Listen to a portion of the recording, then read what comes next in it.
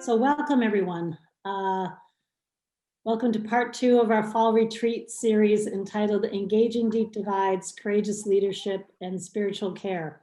My name is Judith Olson, the director of the Tom Porter Program on Religion and Conflict Transformation here at BU School of Theology. And some of you may have just heard me say that Tom Porter is here, our founder and previous director. So again, welcome back, Tom.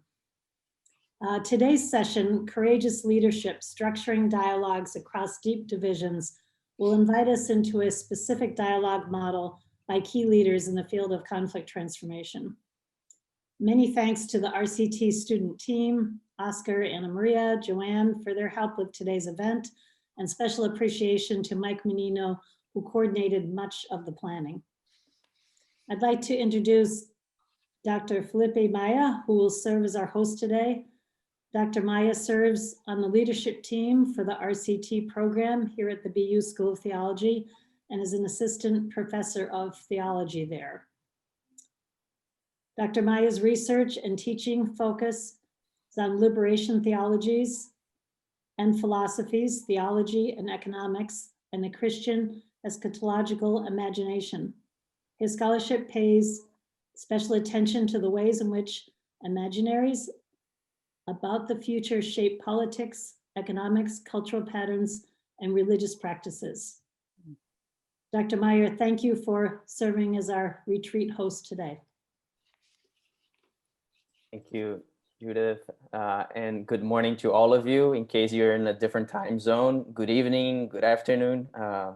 We're all of us at this time and age are experiencing different times altogether. So welcome all of you. It's a pleasure for me to be here.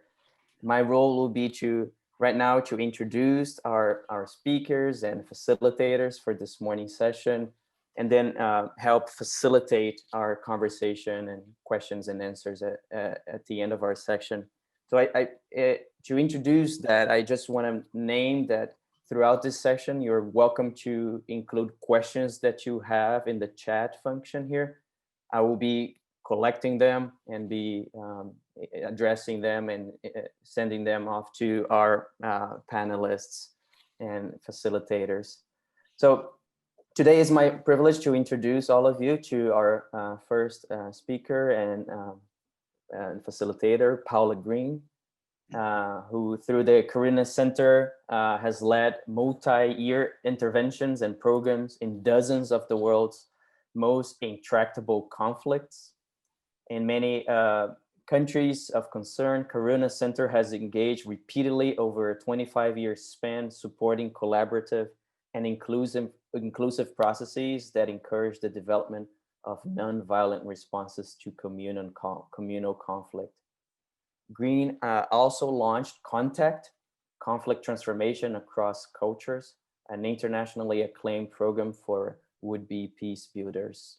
Each year in June, about 60 participants from across the globe were selected to learn from a team of professionals as well as from each other in an intensive residential learning community of 3 weeks at SIT's tranquil and secluded Vermont campus.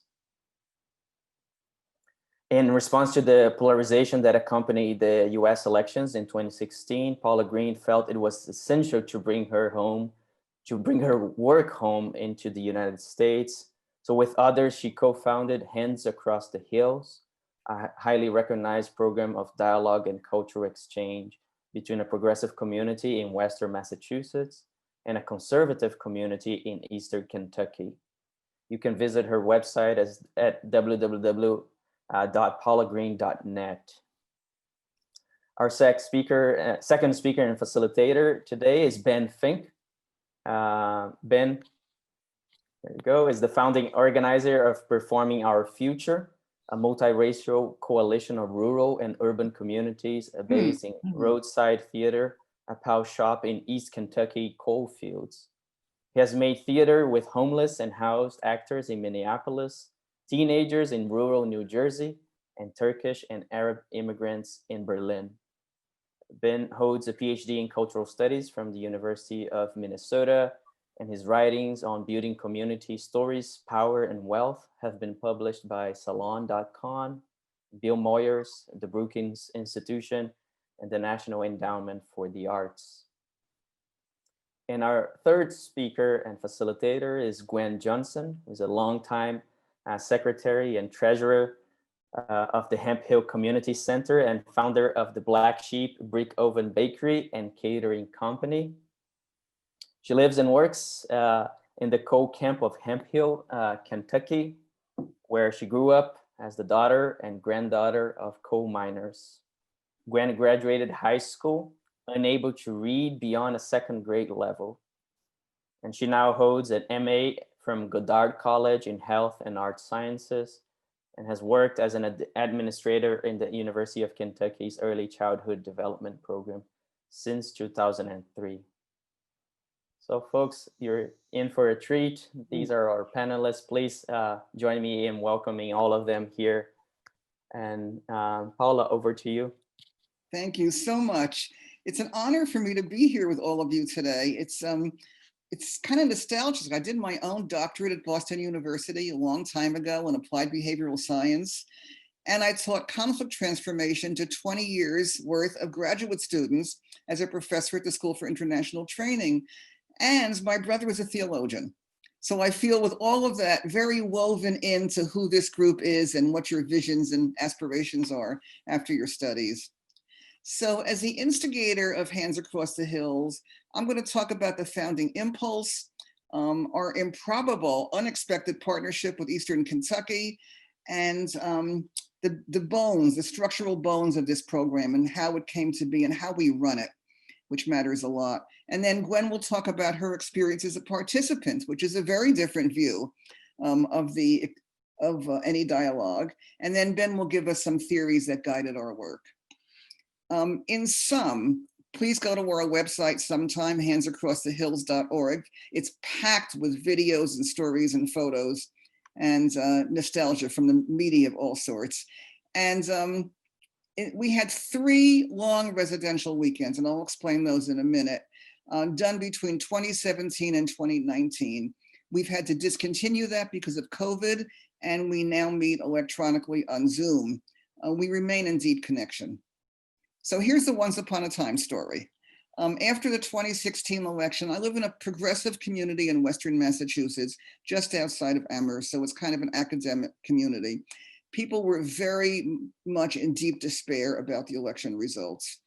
And so we called a meeting in the town library. I was part of a group that we founded called the Leverett Peace Commission, and about 60 people showed up. We brainstormed what people wanted to do in response to the election, and many wanted to understand how the country had become so polarized, who the Trump voters were, and what we might do to bridge the gaps between their perceptions of the country, their understanding of the country's needs, and our own. So we formed a committee. We called ourselves the Leverett Alliance, and we looked for local partners, and we couldn't find any. I personally went to churches and community centers and social workers, and none of the conservative towns around here were interested in having dialogue. And I understand they didn't want a bunch of liberals beating them up and making them feel bad about what they had done. And so it never happened. And the idea for the project just hovered nascently around. And then one day, one of our colleagues found an article online by Ben Fink about his work in Eastern Kentucky in the coal mining regions as a community organizer. And he must have mentioned the word dialogue, and so it popped up strongly. And we started with emails and then telephone calls and various kinds of exchanges, and we formed a partnership. And that was quite an astounding and unexpected partnership that's been wonderful for all of us. And Ben will tell you later how it got named. So because of my experience working overseas with dialogue groups in war-torn communities, and 20 years of running the contact program at the School for International Training, which was 3 weeks residential, I wanted residential dialogues. I knew that one day was superficial. It's not about transformation. It's about meeting each other, but it's not deep enough. And I knew I couldn't get 3 weeks, so I settled for 3 days. So we've had 3 residential weekends of 3 full days of work each. And I wanted homestays, because homestays are very intimate. You're hanging out in your bathrobe, you're having coffee at someone's kitchen table. It's a very particular kind of bonding. And what we've seen over the 4 years is that some of the deepest bonding has been between hosts and guests in various homestays. So we know that really worked. And I also knew I wanted other things in the bucket besides dialogue, because not all of us are equally verbal. So we had, over the course of our 3 days, we had music and art and drama and dance and nature walks and endless gorgeous potluck meals, all of which were opportunities for opening the heart and bringing us closer to one another. I also knew we needed very carefully crafted dialogue, that this was going to be tough, that we were quite polarized, we were utter strangers to one another, and that was my job to kind of hold the container, to build a container that would be strong enough to contain whatever might arise. And so we also agreed, all of us, we were not there to convert each other, to cajole each other, to criticize each other. We were there to learn from each other. So that was kind of our basic assumption. And we really had to hold tight to that, because people kept pushing us. Did they change their votes? Did they change their minds? And that was not our purpose. I had to think about what to do on the first dialogue, where to start this big enterprise of bringing us people together. And I decided to start with family stories, because each person has one, for better and sometimes for worse. And it was something we had in common. And I was wanting to enter this carefully. And so I started with an art exercise where we each made a quilt square about our families. And then we had an artist friend make them into a paper quilt. And so we had kind of the image of who we might be before we even started hanging there together. And I don't have time in this segment to tell you the details, but you can ask in the Q&A. I'd love to tell you more about what happened in that first day. The second day, I knew I had 3 days. The first one you bond, the third one you say goodbye. The second one has to be the time where the intense work happens. And we did talk about Trump and the election, and it was hard, but what we saw was that we could get through it. And that was what was so important. We also had a public event, which I'll also talk about later, because as an educator, I wanted to convert more than just us, not convert, but introduce more than just us to this idea of dialogue. And so we had a lot of people come to an event, and we've had lots of national and international media. The miracle is this model can work. We've been together long enough now to have been transformed with each other in very deep relationship. The challenge that I face now is how to bring it up to scale so there's widespread impact around the country. And I'll stop there. Thank you.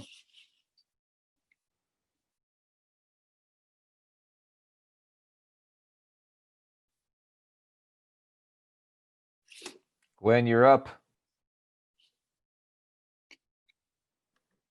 I didn't know I was up.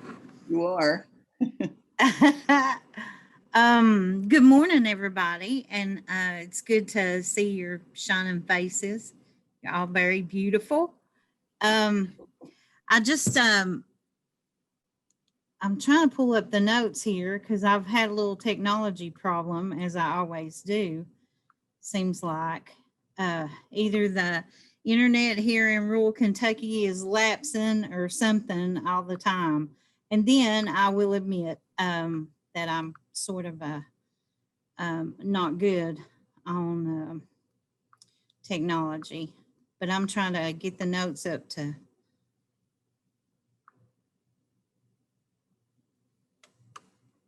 You ever see anybody have to take their glasses off to read?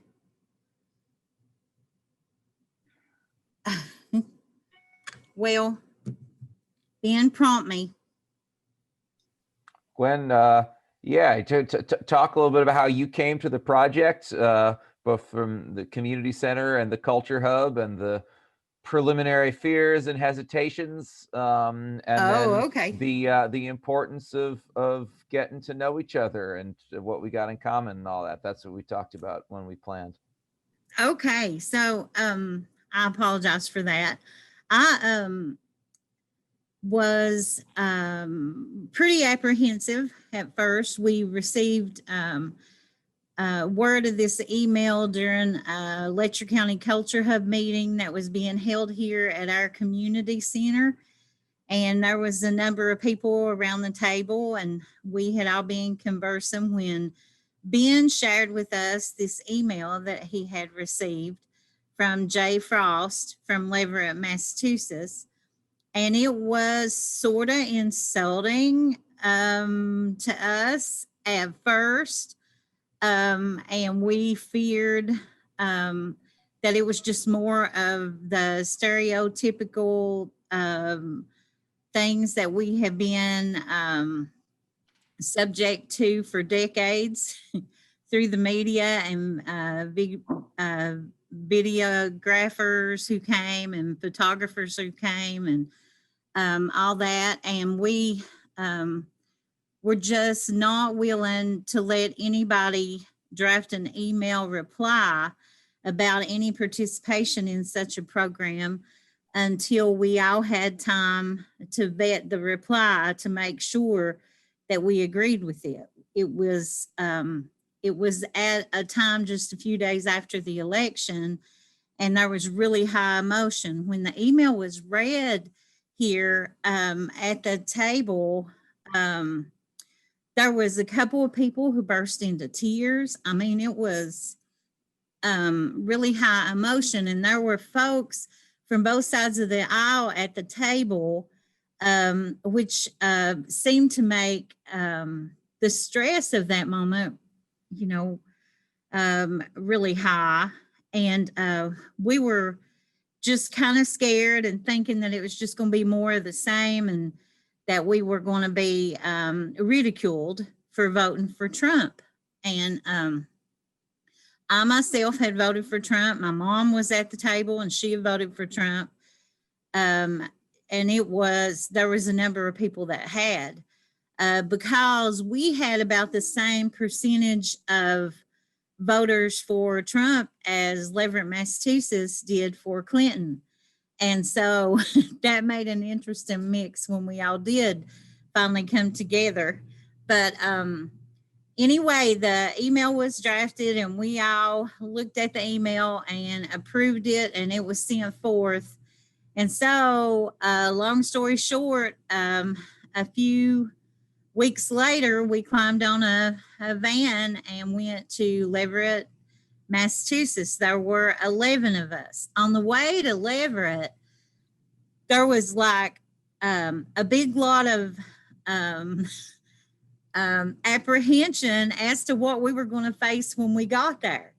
We had our regular gifts that we usually give to people. We had moonshine in the van, and Ben was careful to ask us all if we had our guns, and to tell us that we shouldn't be taking our guns, because we're gun toters here. And so we, I forgot that on the second trip, and some people brought them, and I said, just keep them in your suitcases. They'll never know. So, yeah, it was an interesting mix, to take for us to make that trip to Leverett with, to visit the homes of folks who had vastly different ideas about things. And so I had taken my gun out of my purse. It's in my purse right now because I'm a gun toter. And so but that being said, when we got there, we were treated with so much respect and with such care to our physical needs, our emotional needs, and all that. Our apprehension quickly went out the window. And the night that we arrived there, we were greeted by an entourage of folks along with Paula in a very quaint village square. And we were expecting a city, because we didn't know we had kind of knew about the location and stuff, but you just never know. And we just usually Eastern Kentuckiers think that when you're traveling outside the area, you're going to the city. And so we were expecting something much different. Well, then we were led, I remember Paula's husband, Jim, led me by the hand into the city hall. And I was like, my God, this is this is pretty cool here. These folks, you know, they're going to take care of us, and they're surely not going to line us up and shoot us all down or whatever. But then we sang in the city hall together, and they had prepared some some Appalachian folk songs and all that, and it was wonderful. And then we got into the hard conversations, and we were still kind of dreading that, you know, and going to stand our ground no matter what, because we're Americans and we have a right to believe what we believe, right? So, and so do they. And so the things that ensued was that we have just kind of grown to love each other. We stayed in their homes, and they saw to our needs and saw to us. And when they found out what our interests were, they took us places to see things they thought would interest us. I was interested in the co-op in the village, and so my host took me to the co-op. There were people really interested in bookstores and so forth, and they were taken to those places. I mean, just great care was taken with us to make sure that we were comfortable, to make sure that we felt loved. And I think that the respect and the love that we were shown just helped us, you know, in the dialogues to confront the hard issues and to trust, because first you have to build trust. And so we ate together, and we sat and drank coffee in our bathrobes together, and we just really got to know each other, and we met each other's families over the course of these years, and it's just really been wonderful. I just count some of these folks, most of these folks from Leverett, as some of my best friends, you know, and all of them are wonderful acquaintances and supportive folks. So now when anything happens really noteworthy in Eastern Kentucky, I call Leverett, Massachusetts to make sure they know, or I'll shoot Paula an email when something's going on with the miners. Shoot Paula. No, I shoot her an email. Nope, I'll never shoot That's my Paula. own way. I'm safe. Anyway, yeah, thank you all. Yeah. Thank you, Gwen. So I'm gonna spiel just a little bit now, and then just so y'all know what's gonna happen. After I spiel a little bit, we're gonna play just about 6 minutes of video that captures some of the second residency that we did. So, you know, first, the folks in Kentucky came up to Leverett in, it was October 2017. So just shy of a year after the election. And then they came down to Kentucky in April of 2018, which is the video that we'll show you. And then we, Kentucky folks, came back up to Leverett in October of 2019. And then, but for the pandemic, Leverett folks were going to be coming down to Kentucky this month. We decided, it was originally we were talking about doing it last month, right before the election, and then got some feedback that people would be worried that it would be trying to evangelize for a political position, and which was never going to be the intent. But we recognize that people who have not been doing this with us for the last 3 years would, you know, might feel that way. And so we said, no, we'll come down right after, because we're going to have to heal whatever happens. And so we're all sad that that's not happening. We've been having some smaller scale dialogues over Zoom, like Paula said, and we're gonna keep doing that. So I won't tell you my whole story, but I'm happy to tell you more. Some of it's in that Moyers piece that I sent, but I'm right now living a town away from Paula in Montague, Massachusetts. But for 5 years, I lived across the county from Gwen in East Kentucky. And so I have been, I'm a Northeasterner originally. I grew up outside of Hartford, Connecticut, family New Yorkers, but I kind of ran away. And was organizing with Gwen and a lot of other community leaders for a couple of years before we got that email from Jay that Gwen was talking about that really launched the Hands Across the Hills project. And I think that's really important as we think about how we do these things. You know, I asked the question, you know, why were Paula and her folks able to find dialogue partners in East Kentucky and not in Western Massachusetts? It's not because there aren't conservatives in Western Massachusetts. There's actually, even here in Montague, there's, you know, I go up, you know, a couple blocks one way, there's a Trump family with Trump sign. I go a few blocks another way, there's, you know, a big Blue Lives Matter flag. So, you know, this idea that we are, you know, one place is one way, another place another way is always pretty overstated. The difference, though, is that we had spent a couple of years down in East Kentucky, or up in East Kentucky, as it were, because we talk about distance by elevation in East Kentucky. And we had spent a couple of years really building among ourselves so that when that email came to us, there was actually a place for it to go. There was a group of community organizations that had gathered and was gathering once a month so those meetings could happen. Because if that didn't happen, you know, just be, you know, if just a random person got it, or even just got it, or even just, you know, one, you know, random community center, the response probably would have been a lot like the response that Paula got in Western Massachusetts. And so, but the fact that we had spent a couple of years organizing across our differences in East Kentucky, which are a lot, you know, if you think, oh, everybody's the same in East Kentucky and, you know, everybody believes the same thing, Gwen is shaking her head and she knows better than most.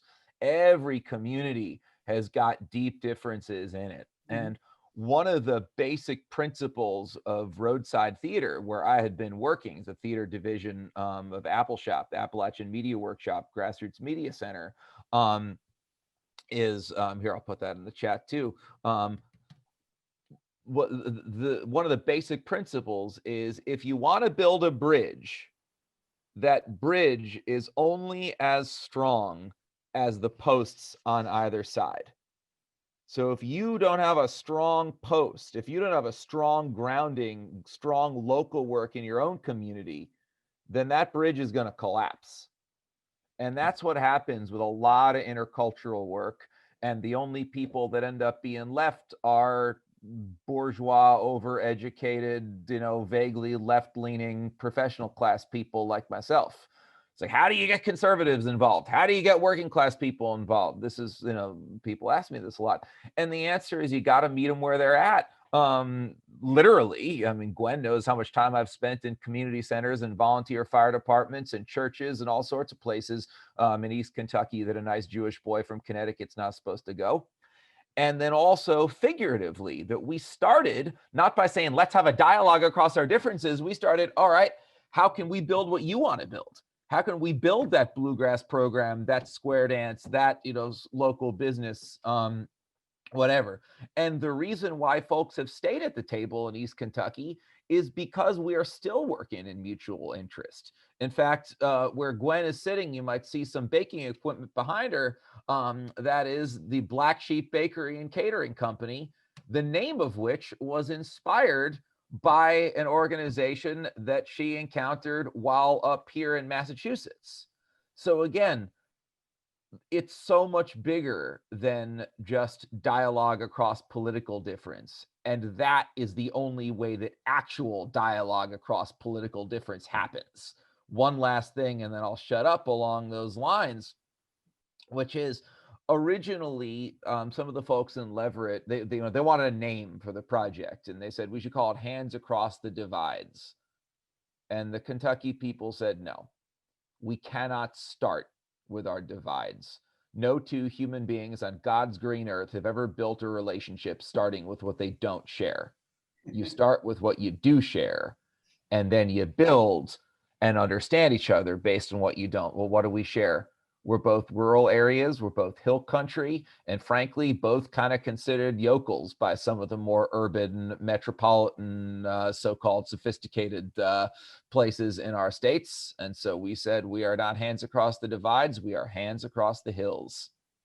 With that, gonna play you a short little clip, and then we're going to gather some questions for discussion later. So if you've got questions based on all the stuff that Gwen and Paula and I have just talked at you, write them down and keep writing them down. And if you got questions based on what the clip we're about to see, write those down too. And then Dr. Maia is going to gather them, and we'll have time later to talk them all through. So with that, I'm going to share my screen.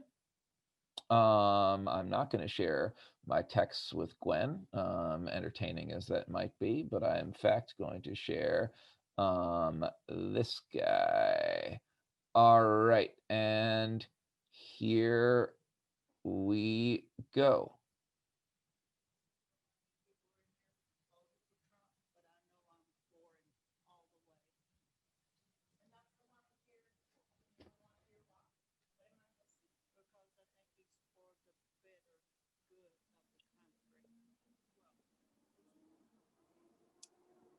Ben, we're not hearing any sound.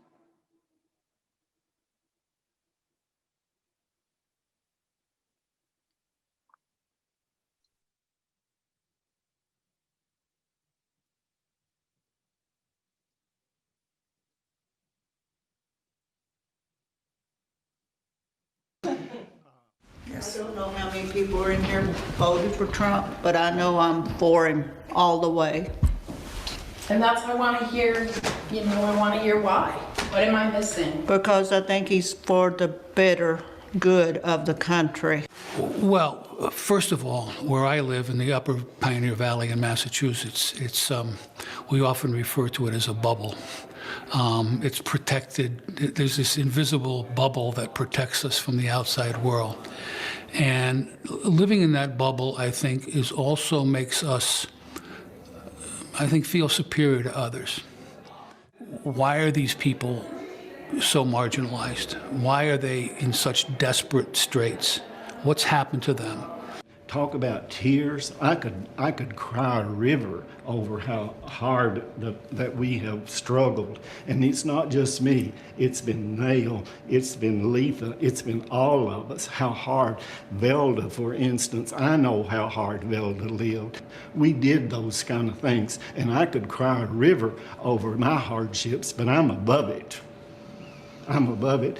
And what I'm afraid of is that I'm 76 years old and I'm not going to see the progress that you folks have seen from Levitt. I'm going to miss that as a human being because I was born in a place that is deprived and oppressed. It's a very good place to take a moment, just take a moment and let's just let that sink. Let this just take a moment. We need a moment. Just slow down a minute. Hands popping up fast. Thank you for that, Kendall. And Susan and everybody else.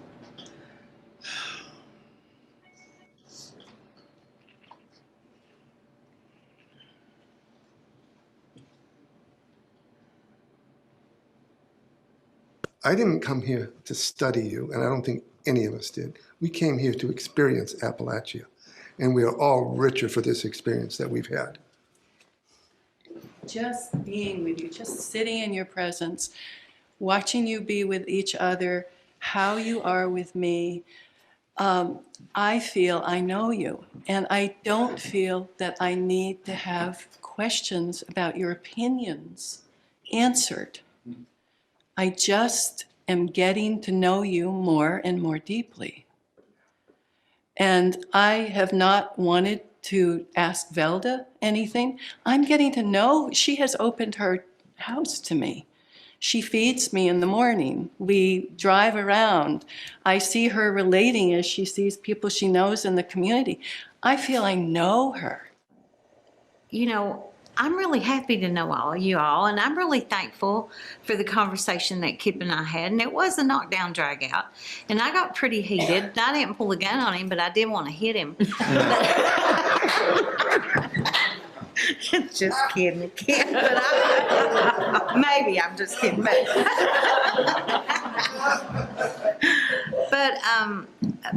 I was glad for that conversation, because I think these conversations about class and about gun control and about all these controversial things are so valuable for us to have and to hear the other side of the argument.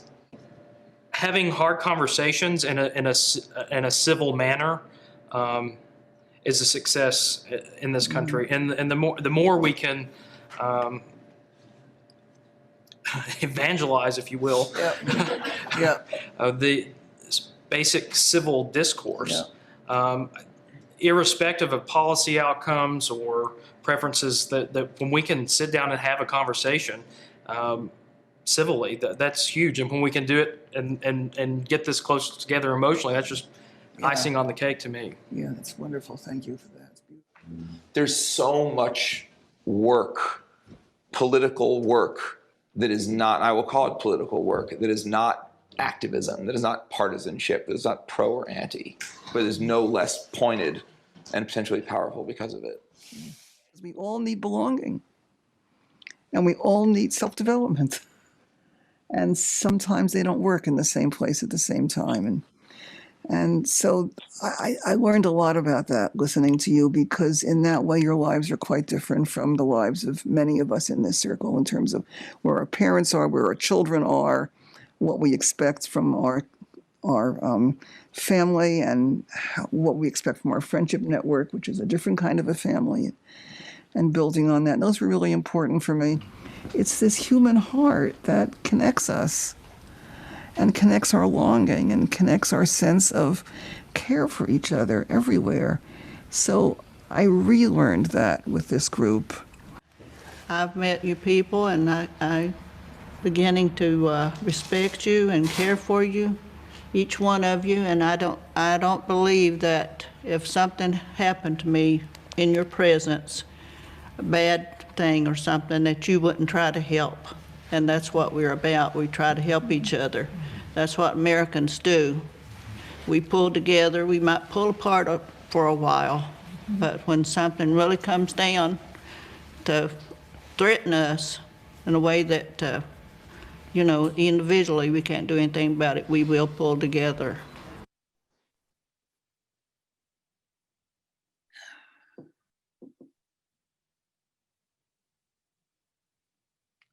So, shall we gather some initial questions? Yeah, that video is accessible publicly. I'll share the link in a second.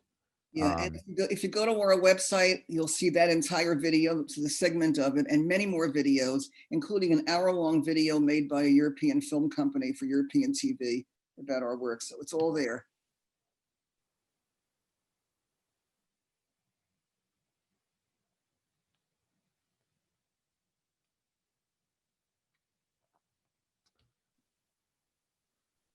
Dr. Maia, you want to go ahead? Yeah. Ben, I saw that there's already a question about from Joe. I'm surprised Kentucky folks went to mass first. How did you decide who played host and who was guest? Great. I think we're just going to gather them now. Is that right? Yep. Yeah. So that's the first one. And I see that Bob Staines has his hand up too. Well, we're going to do dialogue first and then questions. And we want you to have a real dialogue experience. It's not going to be about Kentucky and about what we're doing, because that's not your experience right now. It's going to be about where each of us is in this room at this moment in our lives.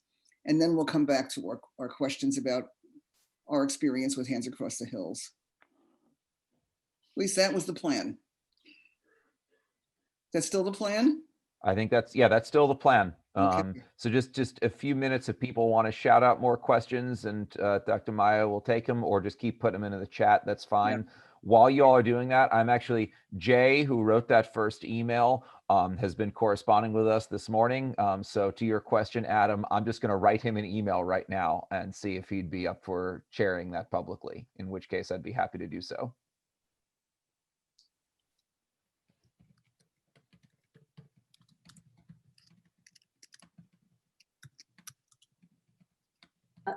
Do you want questions verbally now or in the No, chat? no, Filipe is going to collect them and Exactly. But you can say him, if you either put him in the chat or say him out and Filipe will collect him. I think either way, Judith.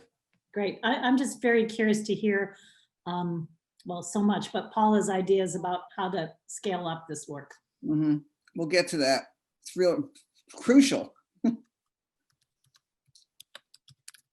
There's tons more we want to tell you about this. And we hope to have enough time to do that today.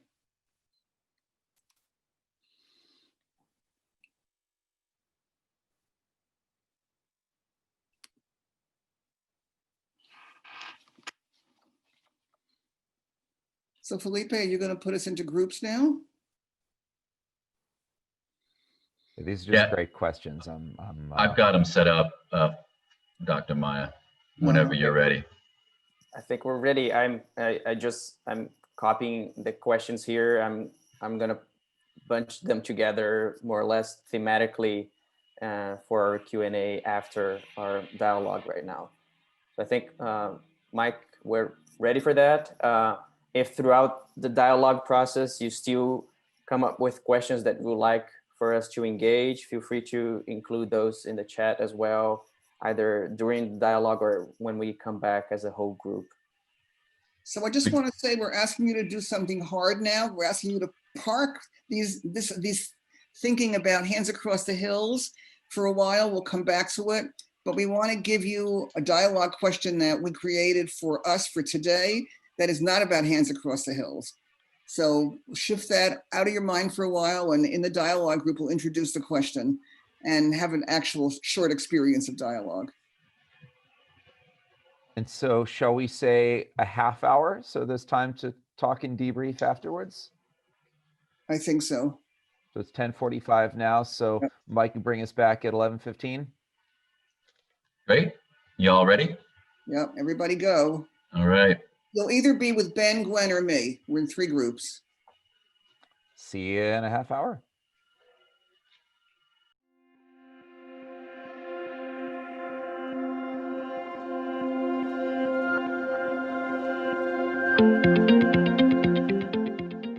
So far in the chat, I encourage you to continue to participate in that way. I will also be monitoring the hand raise feature.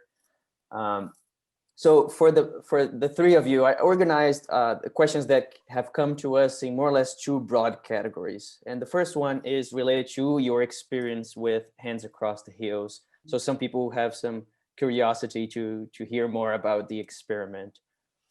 So the first question is, Joe asks, I'm surprised that the Kentucky folks went to mass first. So what was the decision, who gets to be the host first? How did that happen? I can speak to that. It's a really good question, and thank you for asking it.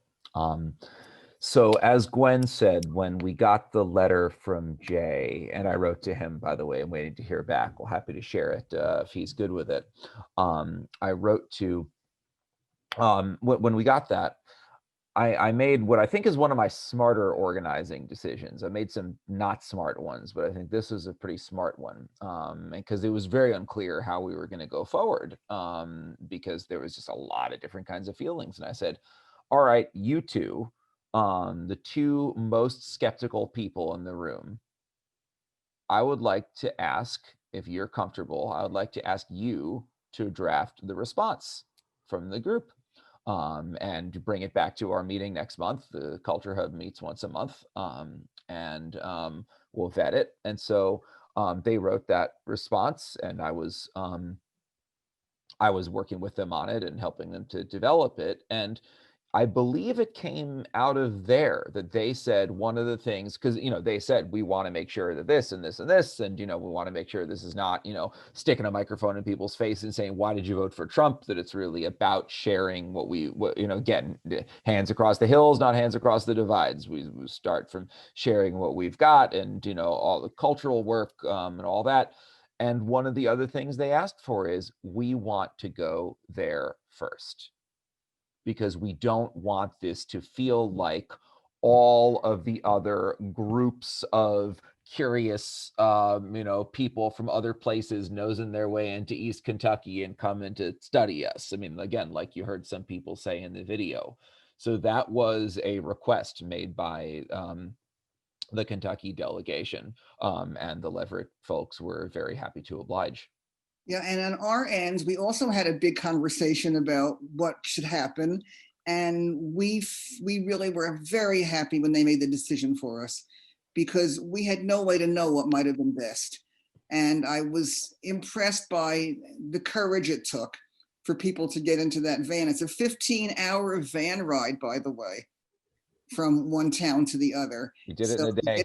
To get in the middle of the night, to get into that van and Ben and somebody else driving all night, and people eating, sleeping, singing, whatever else they were doing, but with a lot of anxiety. And as Gwen described, people were pretty scared when they first arrived. They also expected New York City, as Gwen said.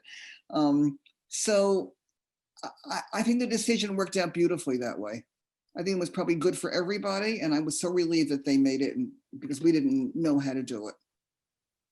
I've said several times that there's a thin line between being brave and stupid. And sometimes we walk that line here, you know? Yeah.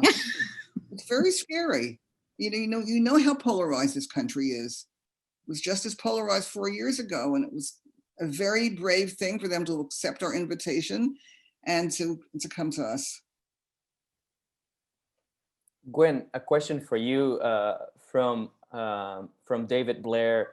Have neighbors in other towns in Eastern Kentucky paid attention to this experience and shared a desire to join in similar experiments in dialogue across the hills? We've had a lot of interest in it here. A lot of people thought we were stupid for climbing on that van and going to Leverett, Massachusetts. And so, yeah, there have been a lot of development since then, and a lot of opportunities that have opened up as a result of our going, and it has heightened people's interest in it.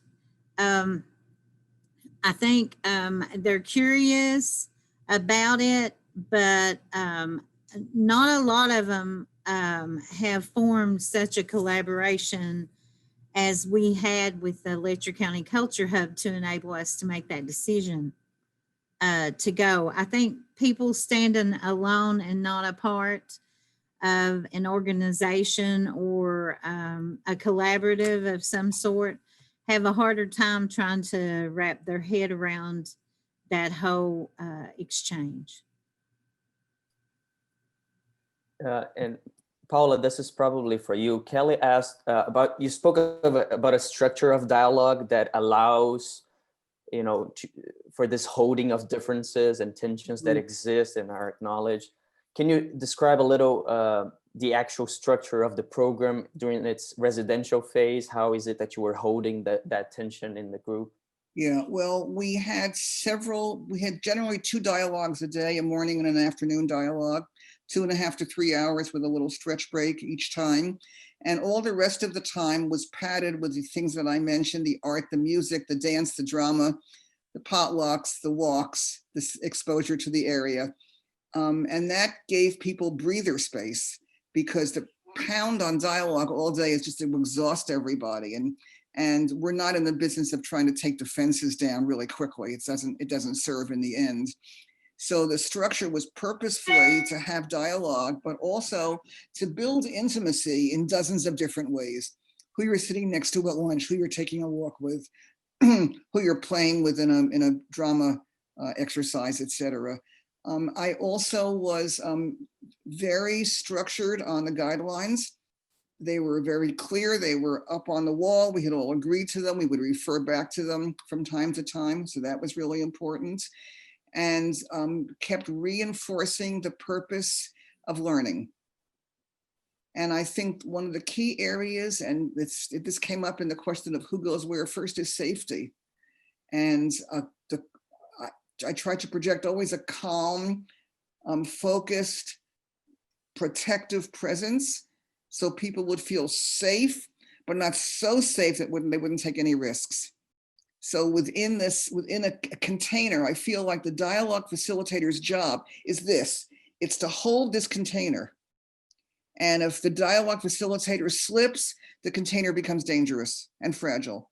But if I, as a facilitator, whoever is doing this, can hold this and people feel held within it, then there's a greater chance that they'll be able to speak their own experience to others. In the first dialogue, which was about families, there was a lot of tears. It turned out to be a very dramatic dialogue because 2 of the people in the Leverett group had Holocaust histories, and they poured out unexpectedly, because for them, that's what family is all about. And everybody cried. The people speaking, the people listening, it was so moving. And that bonded us tightly because we were together in the pain. And then we heard coal mining stories of tragedies that were just unspeakable, that we in Massachusetts never were exposed to, and more tears. And that held us again. And I think part of the lessons is we can be vulnerable here and we're safe. We can be honest here and we're going to take care of each other. And by the end of the first day, people were hugging.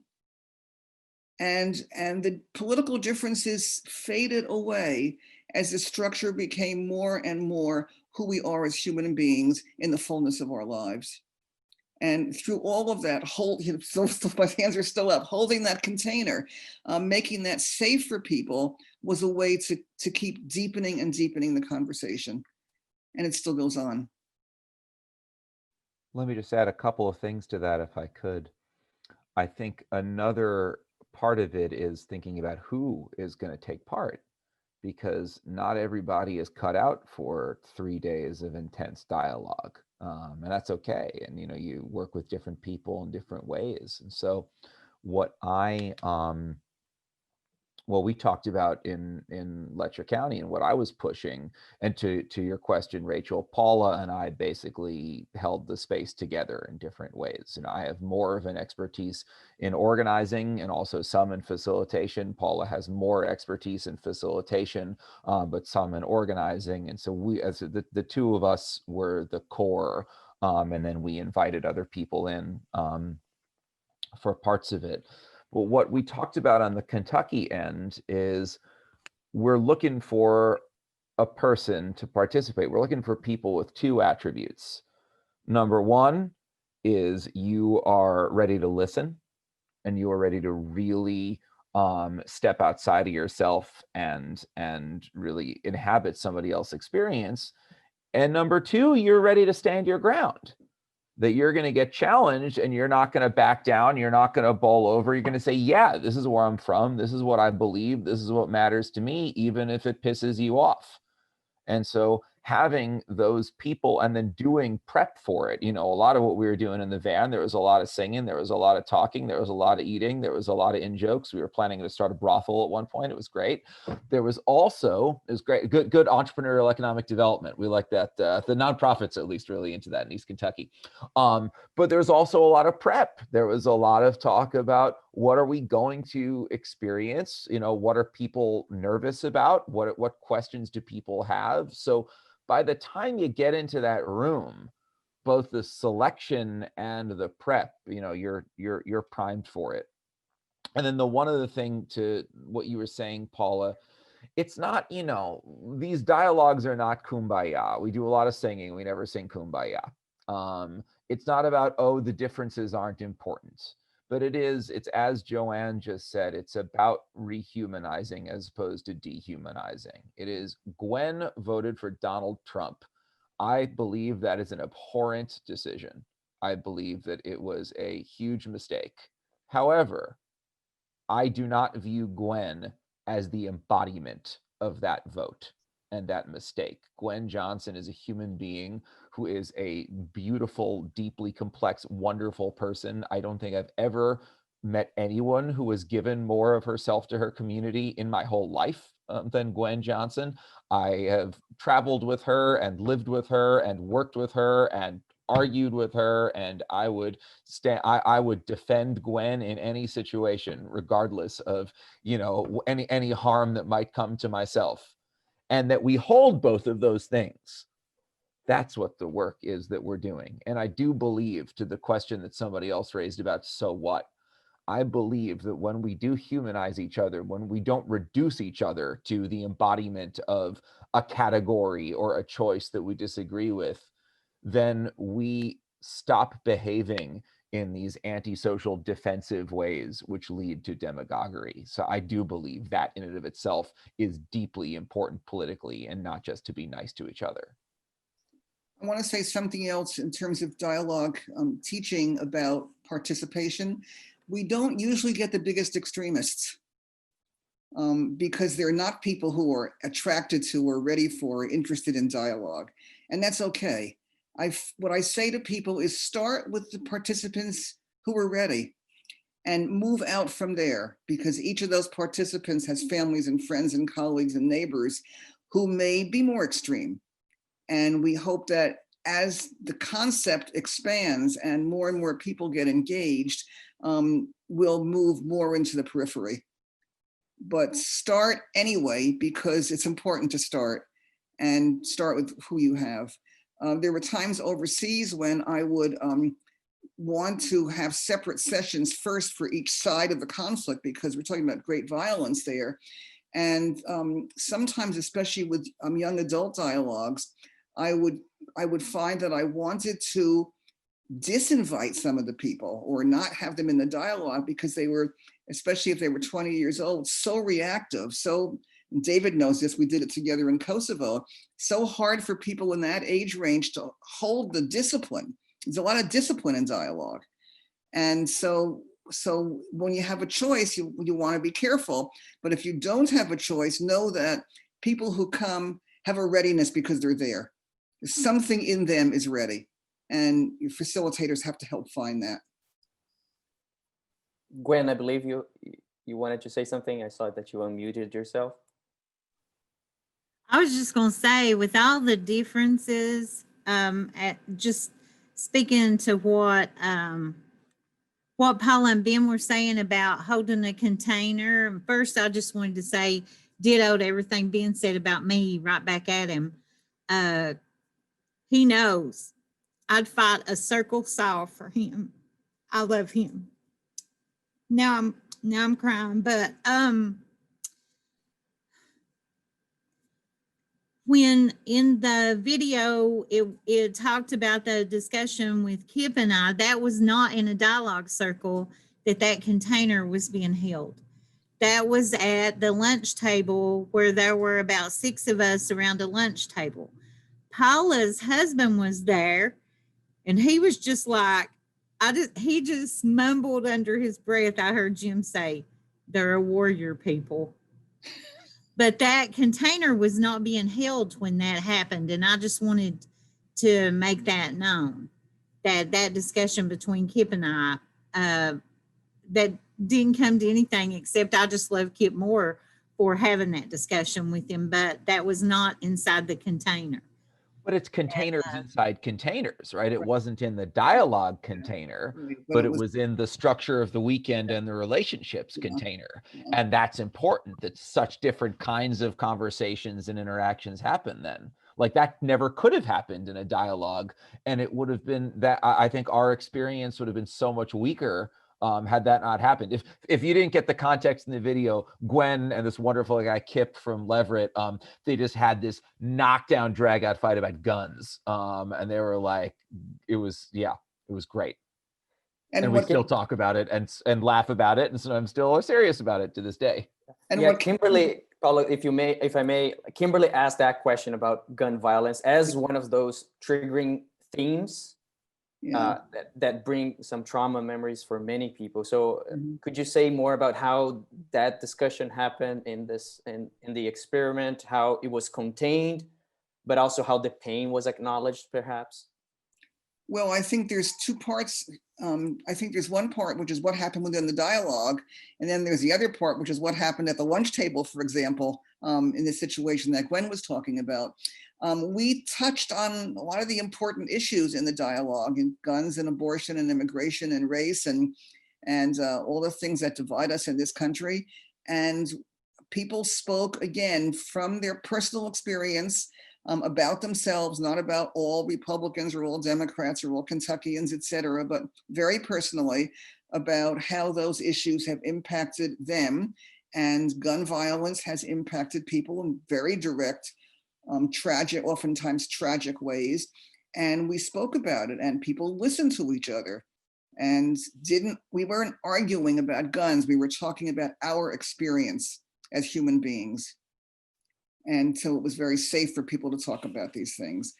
Outside that, as Ben said, there was a container of a container when they were having lunch together, but Kip didn't know that Gwen had a gun in her purse, nor did I.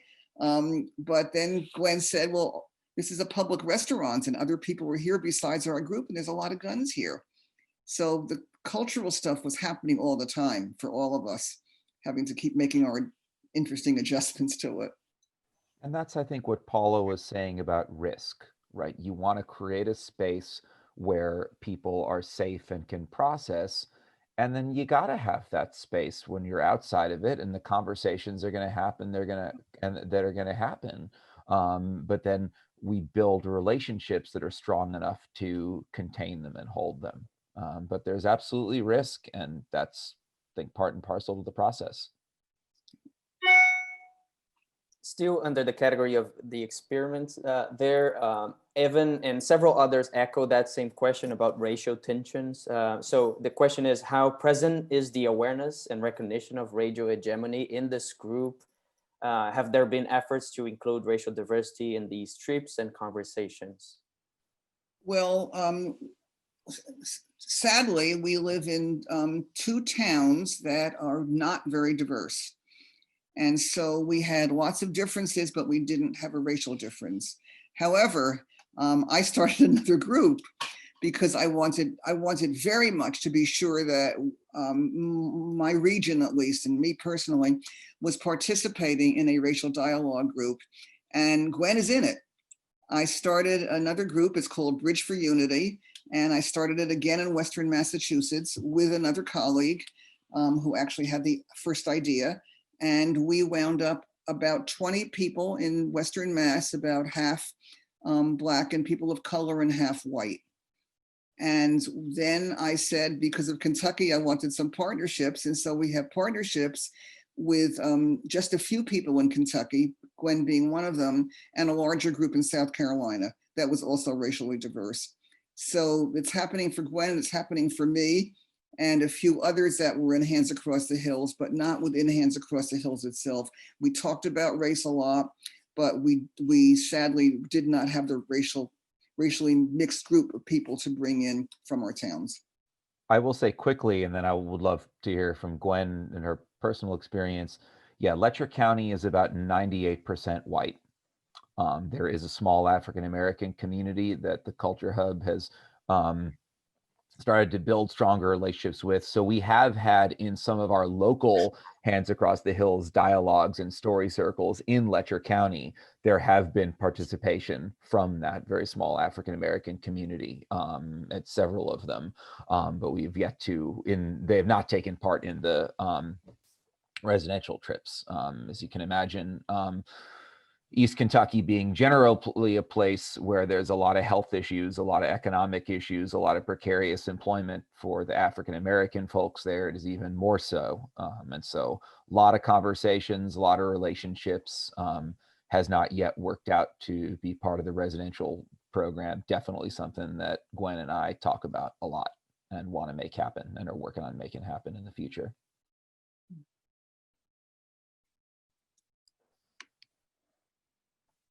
Thank you.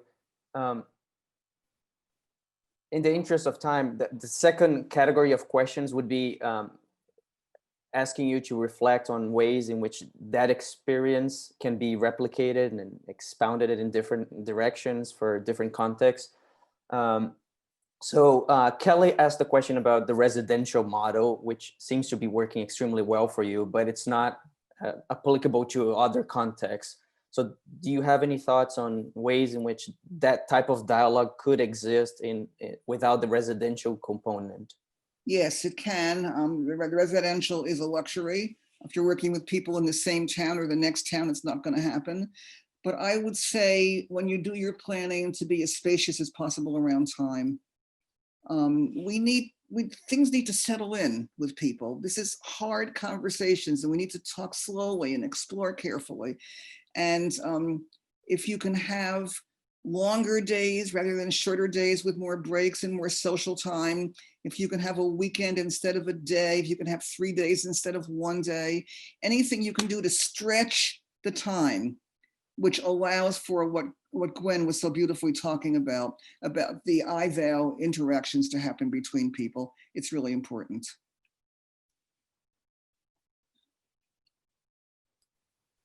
I think also when people want to replicate this, it's really important to ask yourself, what are you actually looking for? You know, what are you actually looking to get at? And who do you? You know, I think someone, Kelly, you were saying start where you are. So yeah, absolutely. What are the groups? What are the organizations that you're a part of? And then crucially, again, this is about building the local work. What are the organizations that they can work with locally? So you get a broad enough base of people locally, and then ask, what are we all interested in? Because I think that was really important. And in the 7-month initial negotiation between Jay's email and when the van went up to Leverett, there was a lot of talk about that, and that was important because that's a part of building trust. Because nobody likes to be evangelized to, right? Nobody likes to be told they're stupid, they're dumb, they're wrong, they're ignorant, they're whatever. And so getting really clear with the people you're organizing with, what are you after? And then making that clear, and then having those really intentional conversations with the the other people you want to dialogue with. Don't take that for granted. Yeah, I think that response. Linda had a question about how do you initiate the dialogue with people that you don't know or know very little about. So I think you're speaking to that initial process of having that commitment to get to know people. Right. Yep. And between two churches can absolutely, again, it's where, where are people gathering? Where are people gathering in order to create together on their own terms? Well, I want to say something else about this, if I may, because I've been thinking. Please, absolutely. I've been thinking about this lately in terms of how we take this up to scale. And I'm thinking that an invitation coming from just a progressive community, which is where they often initiate, is not the right invitation any longer. I think an invitation that can come from both communities together is a much stronger likelihood of success, of a positive response. So if I'm trying to organize something and I have a conservative clergy person or neighbor or somebody who wants to do it with me, and we put in an invitation together, I think it's going to have more credibility and more safety from the get-go. So I'm thinking a lot now about going forward, how are we going to get these invitations out? And I'd like to do them in partnership. The same as in an interracial organization, 2 whites don't want to make the invitation. It has to be a representation of both sides, no matter who's got the idea in the first place. So I'm hoping that you'll plant that little seed in yourselves as you think about going ahead with this. Paula, you had mentioned the question of generational differences when you were speaking about your past experience, and Victoria asked, how do you encourage intergenerational participation in these groups, in dialogue, really? Well, get some young people to do the inviting. Let them own it. They want you to facilitate, you can help, or you can train them to do it. But let people own it. It's the same as with the diversity question, Yeah. right? You meet people where they are. So Yeah. how did we build relationships? You know, again, the African Americans that have participated locally in Letcher County, yeah, we've met them through the churches. Through this, you know, there's a couple of Black churches in Letcher County, one of which is also connected with a lot of United Wine Workers of America folks, and yeah, this is where we find people. Mm-hmm. And speaking of churches, then there was a question from Emily about, in your experience, how did churches get involved, since we're at the School of Theology? So perhaps some of your thoughts on the importance and the role that ideas around religion and values played a role in the conversations. How did they perhaps emerge during the conversations, how they were addressed? Gwen, why don't you take that one to start out? We talked, I mean, with me, it's hard to have a conversation with me that something doesn't enter about religion. But I just recognized a lot of respect around our dialogue circle concerning religion,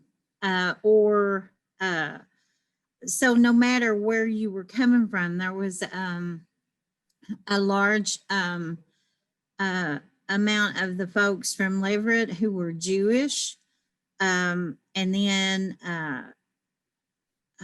you know, there were Baptists in the circle, a lot of different religious factions represented there, but there was a lot of respect for any of that. And at one point, I remember we made a list when we were in Leverett of all those.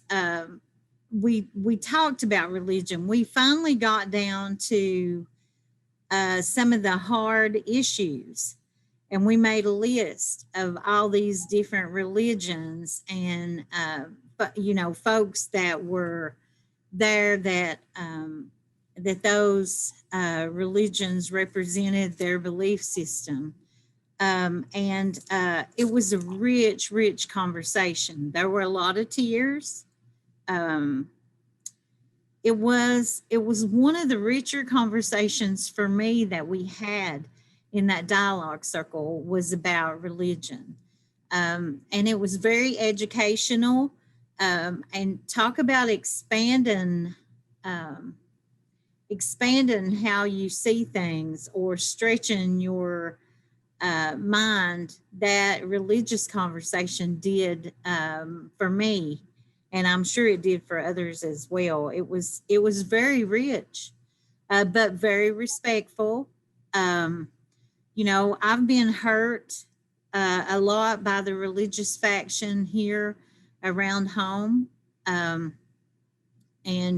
because I've always kind of been that square peg and didn't fit in that round hole around here, and you know, have been kicked out of some churches where women aren't supposed to have an opinion at all.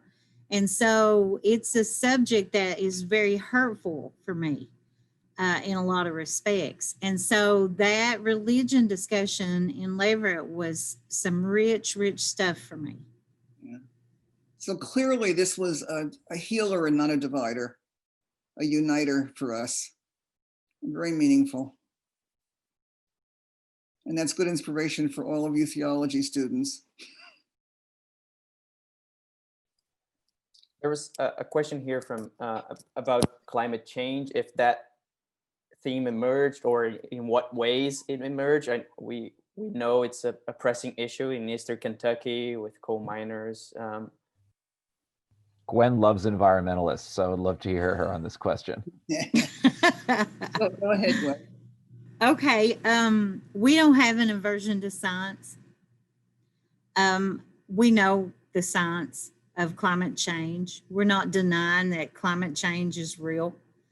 We're not denying that carbon emissions is causing climate change. But what you got to know when you think about Eastern Kentuckians and climate change is what is more important at the end of the day. What is happening to the planet or feeding and clothing the children. And so I think there's a class issue there with that. And it's really complex and it's really hard to articulate where I'm coming from on it. But let me try to encapsulate it without talking for 3 hours because we don't have that much time.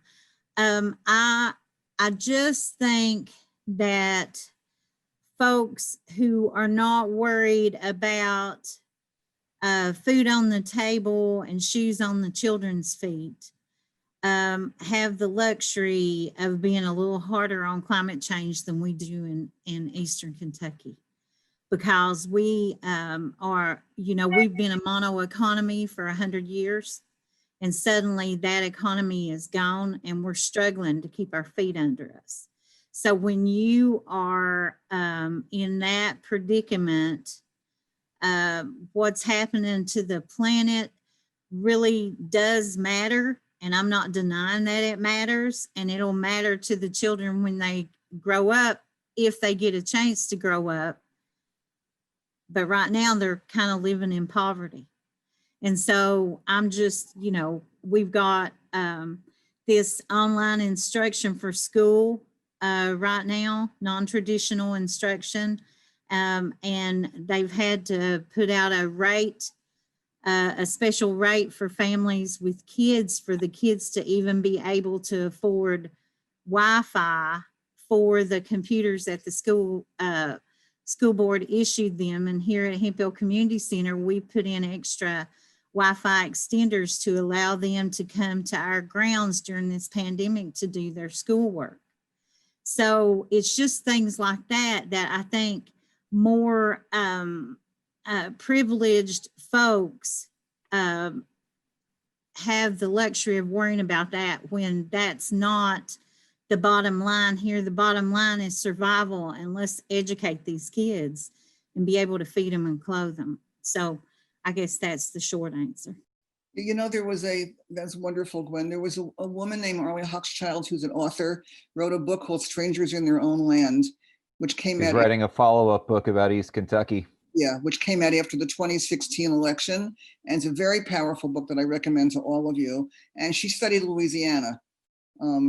And she said that we think people are voting against their own interests, and progressives keep saying, why are people voting this way? It's against their own interests. And she said just what Gwen said. They have different interests and we don't know them. We don't understand that people are voting for their very interest, which in this case was voting for coal because Trump promised it. And that was the interest because that's the survival, even though the climate is sort of the mega survival that holds us all. And we have to understand that we don't necessarily know what people are interested in. So we're rolling to accuse them of voting against their basic interests. And we have to be cautious about that.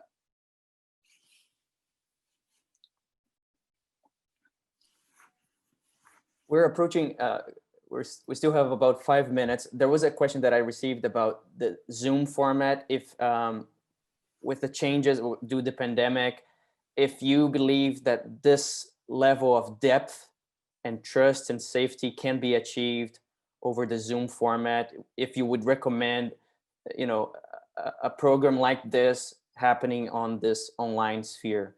Only if you know the people first. Yeah, the challenge is starting a new group on Zoom. I think in our case, with Hands Across the Hills and with the racial dialogue group I'm doing, we've been in relationship for long enough to be able to handle Zoom. I think it's much more challenging to start a new group on Zoom, but people are doing it all over the world, not just here. So people are making do because for the foreseeable future, this is our life. And it's either that or nothing. So it's going to take extra time and effort and skill to figure out how to do it. And I think Bob Staines is doing it. Public Conversations Project, now Essential Partners, is doing it. So there are people working with this forum because sadly, it's all we've got. And you can do it. So perhaps a final question that I'm bringing together several comments and questions that I heard, has to do with the impact of these debates. So all of you mentioned that the initial impetus is not to evangelize others. It's not to change the minds of other people who think differently. But all of you spoke to the power of transformation that happened in this process, that it transformed people. So can you help us think about this process? Like, you don't want to change people's mind, but nevertheless, there is change that happens in these dialogues. If I see Gwen as a threat to my existence, I'm going to behave toward her in a very different way than if I see her as a trusted, beloved friend and neighbor with whom I have some deep fundamental differences. To me, that's the transformation. And I think it's essential. I want to speak personally about my own mind. I watched my own mind change as a result of my exposure to our friends from Kentucky. I watched myself expand in ways that I didn't know I needed to expand, to embrace and encompass their lives, their persons, their concerns. And this is the most important thing for all of us in this work, that has spread to other people who are not from Eastern Kentucky, but they might be from some other place in the country or beyond the country, where the same kind of issues that arise in Eastern Kentucky exist in their communities. And I find my empathy, my compassion, my concern, my ability to know that they have a legitimate side to be on has totally expanded. And I'm very grateful for that on a personal level. Gwen, any final thoughts from you? I wouldn't take a farm in Georgia for the experience of Hands Across the Hills and the way it has expanded my perceptions and the way I deal with people. It has been invaluable to me. And it's so relational. You know, we were told, I think Bob in the small group said something about cardboard cutouts. And we were told by someone in Leverett, and I can't remember who, that before we came to Leverett, Massachusetts, we were cardboard cutouts. It's hard to be cardboard cutouts when you hear folks talk about their family stories, or you see the pictures of where they're from, and you find out what they hold dear.